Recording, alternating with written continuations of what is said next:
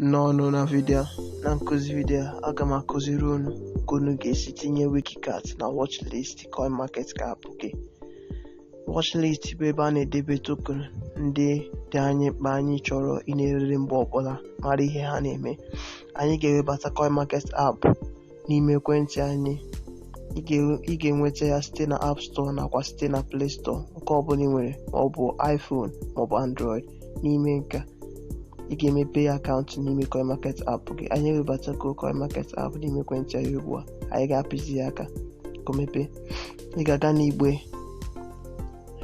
eji achọ ihe, debanye Wikicat n'ime ya.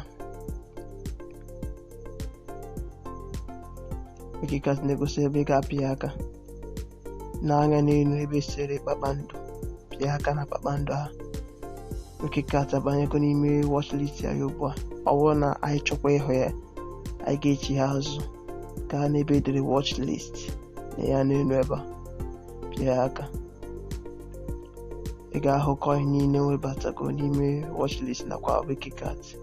Gbaa mbọ mee ihe a ka ịmụta ya.